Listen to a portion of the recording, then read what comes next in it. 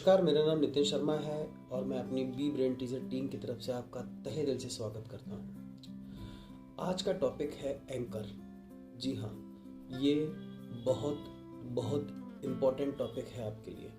जी हाँ, एंकर का मतलब होता है जब शिप में एक एंकर एक हुक टाइप्स का होता है। जब भी शिप को रोकना होता है तो उस हुक को कहीं पे भी फंसा देते हैं ताकि शिप रुक जाए, उसे एंकर कहते हैं।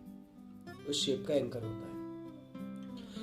आज मैं इवान पेवलो के बारे में डिस्कस करने वाला हूँ, जो रशिया के बहुत बड़े साइकोलॉजिस्ट थे, जो 1904 में उनको नोबेल प्राइज से नवाजा गया था। उन्होंने अपने डॉग्स के साथ कुछ एक्सपेरिमेंट किया था। उन्होंने क्या किया था कि अपने डॉग्स को रखा, खड़ा किया, बांधा वहाँ पे, और कुछ दूरी पे एक मिरर या एक छोटा सा वो लगा दिया जिससे डॉग उस पार ना जा सकें, और उस पार उन्होंने कुछ मांस के मीट के टुकड़े रखे थे। तो जैसे ही इवान पेवलो ने अपने डॉग्स को खोला और डॉग्स भागते हुए गए उस मीट की तरफ और मीट को देखा, लेकिन वो खा नहीं पा रहे थे क्योंकि बीच में उन्होंने एक मिरर लगा दिया था और वो किस तरीके से सलाइवा को टपकाने लगे। तो जैसे ही सलाइवा को टपकाने लगे उनका हंगर पीक पे आ गया।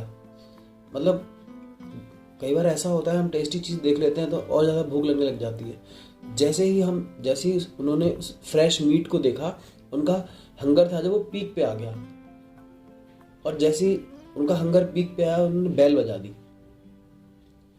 तो कहने का मतलब ये है कि जब भी ये एक्सपेरिमेंट ये दर्शाता है कि जब भी हम पीक पर होते हैं किसी भी इमोशंस के, चाहे वो हंगर हो, चाहे वो थर्स्ट हो, चाहे वो एंगर हो, चाहे वो हैप्पीनेस हो, चाहे वो कोई भी ऐसी बॉडी की इमोशनल स्टेट हो, जब वो पीक पे होती है तब भी हम किसी चीज़ को टच कर लेते हैं, या ऐसे कर लेते हैं, या ऐसे कर लेते हैं, या कोई भी विजुलाइज, ऑडिटरी, काइनेस्थेटिक कोई भी चीज़ हम उस सिचुएशन में जब उस चीज को कर लेते हैं तो वो एंकर हो जाती है उस सिचुएशन से।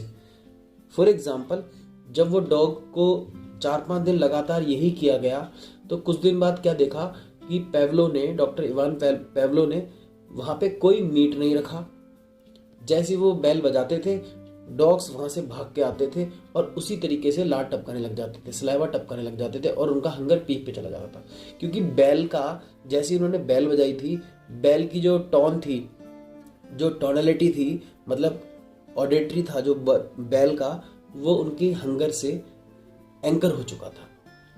अब जब भी वो बैल बजाते थे, डॉग्स उसी पोजीशन में सलाइवा टपकाने लग जाते थे और उनका हंगर पीक पे चला जाता था।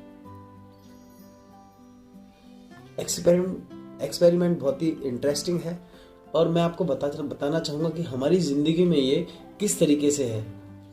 आप देखिए, कई बार कुछ लोगों को चीज़ों को देख के ज़्यादा भूख लगने लग जाती है, या किसी भी जगह से गुजरते हैं तो उनको ज़्यादा भूख, उनको जब अगर वहाँ पे उन्होंने कुछ चीज़ ऐसी खाई थी, वो टेस्ट, वो स्मेल उनके ब्रेन में एंकर हुई पड़ी है, वो सिचुएशन एंकर हुई पड़ी है, तो वो उनको वहीं पे दोबारा भूख लगने लग जाएगी।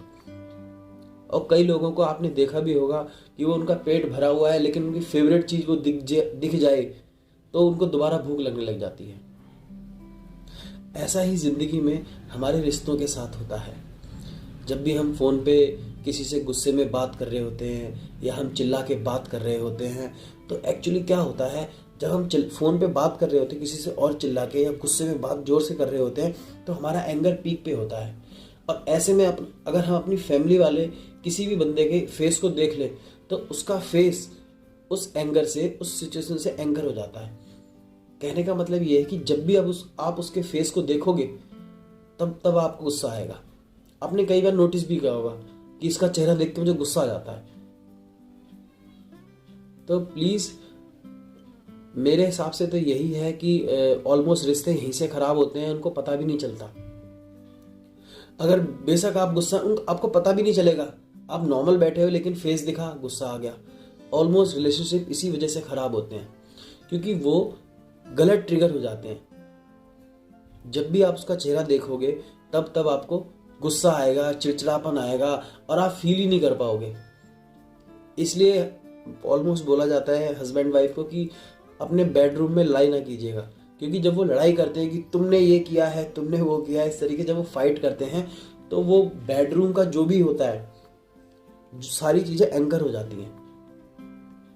इसीलिए ऑलमोस्ट रिलेशनशिप यहीं से ख़राब होते हैं। तो प्लीज़ कभी भी आपको अगर गुस्सा आए तो प्लीज़ पहले शांत कर लिए अपने गुस्से को बाहर ही, उसके बाद में अपने घर में घुसिएगा।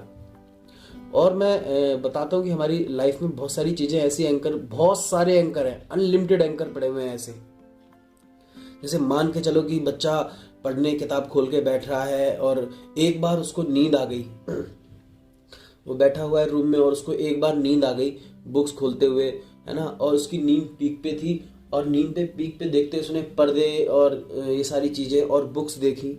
ये वाली सिचुएशन उसके ब्रेन से नींद के साथ, इमोशंस के साथ एंकर होगी।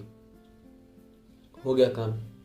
अब जब भी वो किताब, वो पर्दे सब देखेगा, उसे नींद आ जाएगी और वो कभी इस सिचुएशन को पढ़ नहीं पाएगा। लेकिन हमारी न्यूरोलिंग्विस्टिक प्रोग्रामिंग में सिर्फ 10 मिनट में कोई भी एंकर टूट सकता है, कोई भी एंकर। और मैं बताता हूँ, कई लोग अलग अलग तरीके से बिहेव करते हैं, मुंह से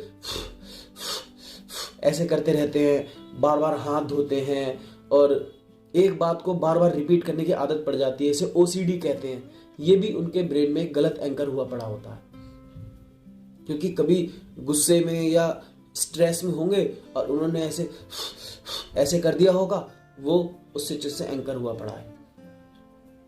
ऐसी बहुत सारी चीज़ें हैं, बहुत सारी चीज़ें हमारे एंकर पड़ी होती हैं। कभी आपने देखा होगा, आप किसी रास्ते से जा रहे हो, कोई भी पुराना गाना प्ले हुआ तो आप उसी सिचुएशन में पहुंच जाते हो जहां आपने वो पहले सुना होगा कभी। ऑलमोस्ट अल्कोहल भी, लोगों को अल्कोहल की भी लत इसी वजह से लगती है, क्योंकि वो पहली बार कभी पीते हैं अपने दोस्तों के साथ में बैठ के और बहुत एंजॉय करते हैं। यस, बहुत मज़ा आ रहा है, यस, बहुत इमोशंस में होते हैं और इमोशंस उनका पीक पे होता है और वो जो पैग पे पैग चल रहे होते हैं, वो बोतल उनके ब्रेन में एंकर हो जाती है और फिर उनको इस तरीके से लत लग जाती है इस चीज़ की और उनको पता भी नहीं चलता। यही ब्रेन की सबसे बड़ी यही खासियत है कि, और यही अच्छी बात भी है और ये बुरी बात भी है। आप अच्छी अच्छी चीज़ों को अपने ब्रेन में एंकर कर सकते हैं। आप अपनी लाइफ को बेहतर और बेहतर बना सकते हैं एंकर से ही। आप खुद देखिए एक चीज़ को, जब भी आप तिरंगे झंडे को देखते हैं और ऐसे करके झंडे को देखते हैं तो आपके अंदर एक जुनून पैदा हो जाता है, जबकि वो झंडा तो सिंपल है, एक कपड़े का बना हुआ है, उसमें तो ऐसा कुछ नहीं है। तो वही चीज़ है कि आपने पहले राष्ट्रगान करते समय या कोई भी पैट्रियोटिक सॉन्ग सुनते समय अपने झंडे को देखा होगा तो वो उस इमोशंस में एंकर हुआ पड़ा है।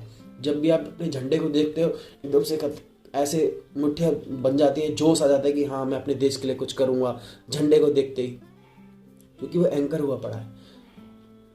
इसी तरीके से वर्जीनिया सैटर थी, वो किस तरीके से कपल्स के बीच में जो एंकर बने हुए थे उनको तोड़वाती थी और नए एंकर बनवाती थी। उसने बहुत सारे कपल को ठीक किया है। उनके बीच में चाहे कितनी भी लड़ाई हो जाए, वर्जीनिया सैटर इसी तरीके से अच्छे टूटे हुए रिलेशंस को जुड़वाती थी। उसी का कहना है कि words has no meanings, things are no meanings, जब तक उनमें ट्रिगर नहीं है।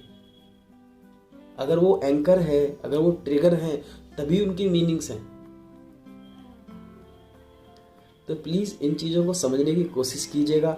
और किसी के अगर गलत एंकर्स बने हुए हैं, चाहे वो स्मोकिंग को लेके है, चाहे वो अल्कोहल को लेके है, चाहे वो आपका रिलेशनशिप में है, चाहे वो फूड को लेके है, लोग खाते रहते हैं, उनके ब्रेन उनको इस तरीके से एंकर हुआ पड़ा है खाना कि अगर वो घर में रहते हैं तो चीज़ों को देखा खाते ही रहेंगे, पूरे दिन खाते ही रहते हैं, फिर वो डाइजेस्ट नहीं हो पाता तो फिर वो फैट पेट में फिर वो प्रॉब्लम होती है, लीवर डाइजेस्ट नहीं कर पाता।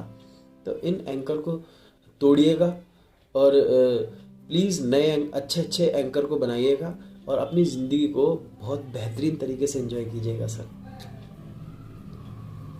Thank you.